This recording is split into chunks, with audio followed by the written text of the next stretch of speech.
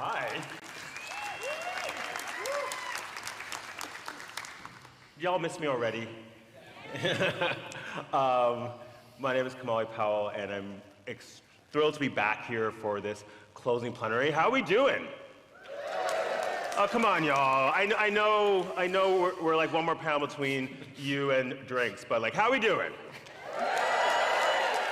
Thank you. And one of the reasons why I think I've been asked to bookend this, if you were at this morning's session, is that as organizations working with displaced person and global refugees, my one comment, my one comment that I'll moderate is we can't move forward, as the name of this panel, until we ensure that refugees and migrant issues and displaced people are part of the conversation. So that's my intervention and why I'm here to introduce this rock star panel. You guys ready to have some fun? Yeah. Starting with Irene Kuzemko, is a 29-year-old activist from Ukraine and Russia who is currently living in Berlin, Germany. Irene is a proud intersex person, filmmaker, and activist, and has been active in the movement since 2015. Irene works as a capacity and community. Am I reading it? No, all good. Irene works I'm just curious. Yeah. Do you want to edit as we go? No, it's okay. perfect. All right. Irene works as a capacity and community building officer of OII Europe and is the co-founder of Intersex Russia, OII Russia, and a member of Interact Youth. Welcome, Irene.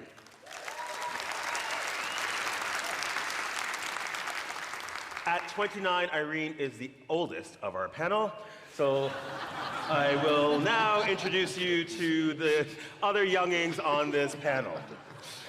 Starting with Phil Opoku-Jima, who is the nucleus of the award-winning celebration and protest that is UK Black Pride.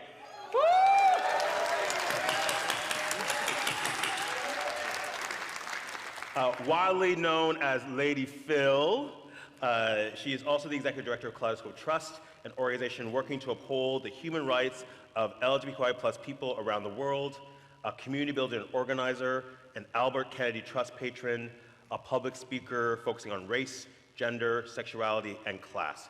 She's regularly called upon to advise nascent LGBTQI+ organizations around the world to help leaders create cogent organizing strategies, establish robust partnership networks, and work effectively in the service of the LGBTQI+ community. Welcome, Lady Phil.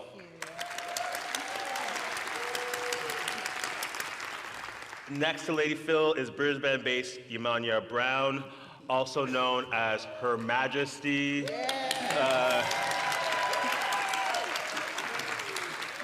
We can't escape the colonial context to which we're here. No. Her Majesty is Samoan by birth and is a proud Fa'afafine trans woman from the Pacific who has driven Pacific trans activism and in a number of countries. She spent nearly 20 years in corporate Australia as head of legal and HR for an IT group in Sydney, bringing with her a great mix of skills and experience to an EA, and currently volunteers for international NGOs, including Co-Secretary General of ILGA World. Come on, ILGA. And on the advisory board of the Australia Lesbian Foundation for Justice in New York. Come on, yeah. And finally, for diversity, we have a cisgender white man.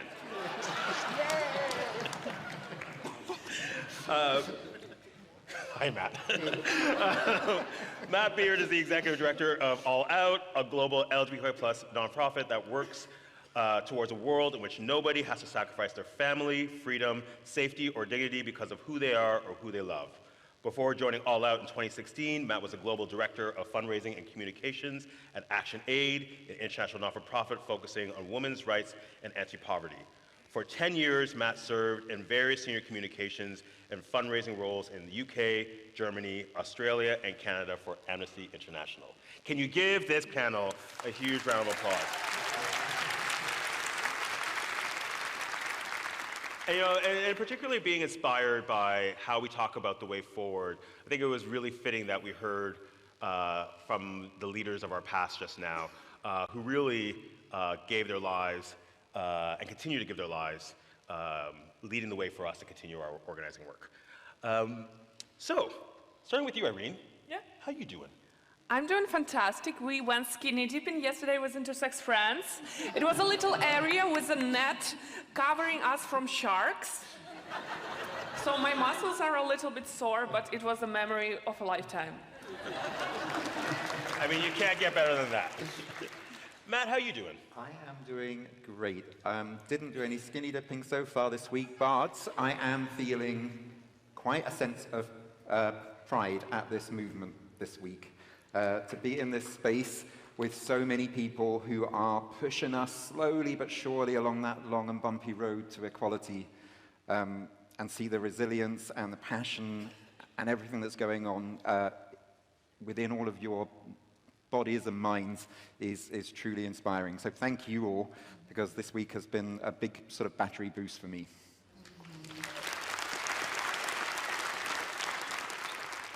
Phil, how you doing, girl? So how am I feeling? I guess just to say these chairs are quite tight and I've got big hips and a big bum. So we need to decolonize the chairs, right?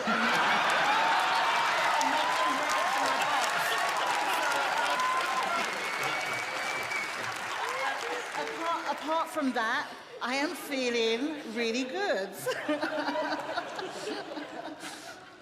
Imanya, how are you doing? Look, on behalf of my team, I'm feeling really good because so far we haven't had any calls from the police to bail anyone out.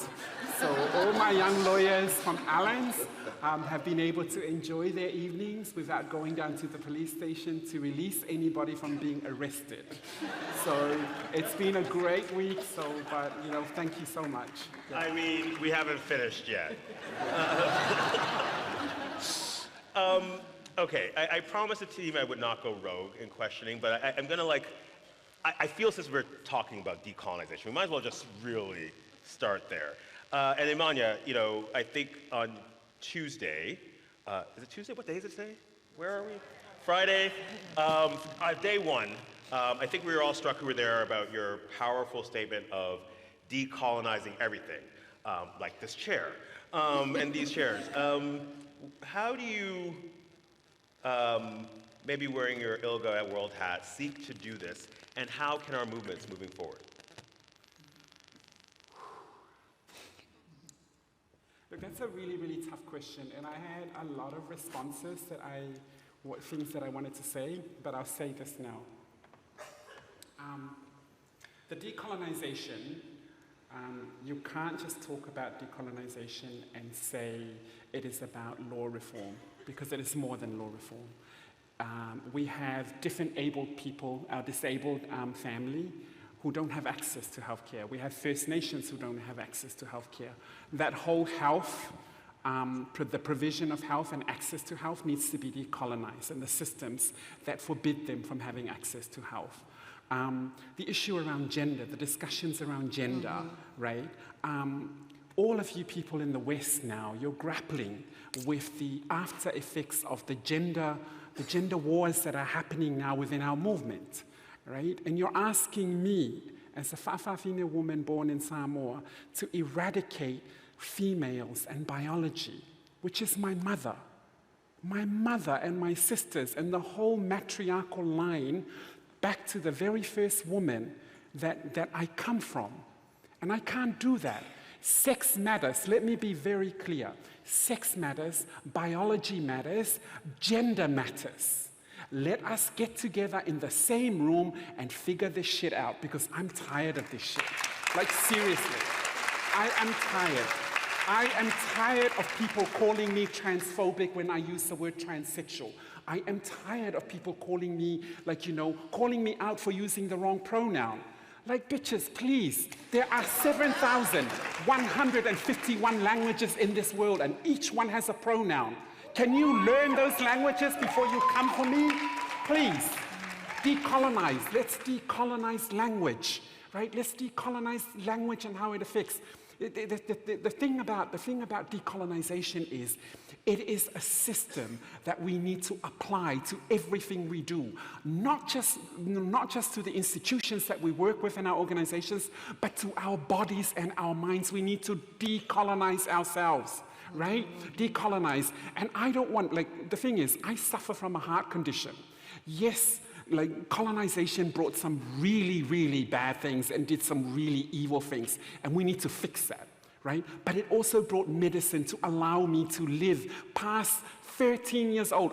I'm the oldest known human being with a condition that I have. I should have died at 13, but because of drugs, I'm still here fighting. So please, let's figure out a way to do this properly without upsetting and hurting everyone else.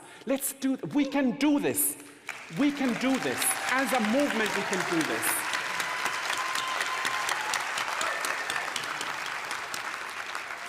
Phil, I want to bring you into this. First, Lady Phil, can you explain how you came to be a lady?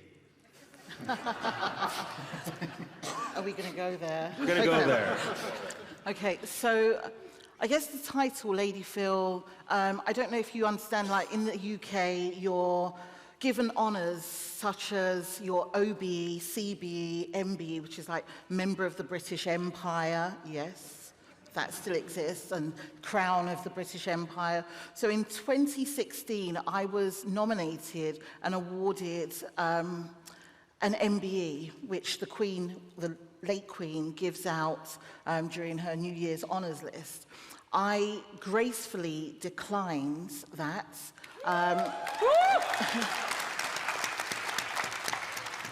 And I declined it for many reasons, just the word empire and the toxic legacy that it leaves behind in your mouth. That taste is very awful. And I guess for me, you don't take accolades and awards that elevate itself over the people you set out to serve and work with and empower and uplift. And from there, the title of Lady Phil has stuck. I mean, look, if some of my own ministers are calling me Lady Phil, I've done something right in the UK and I'm not awarded, yeah. So we were joking backstage that I'm Canadian, that if any of our black parents, though, I mean, your mother had a reaction to your declining.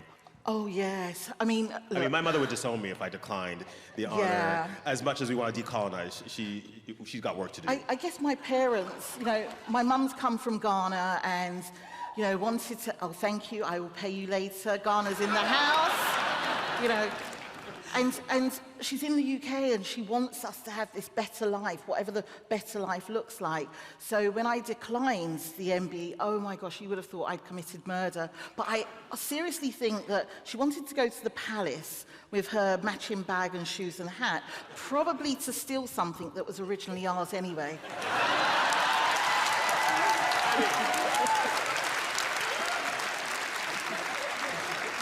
I mean, it's only appropriate that she would do that.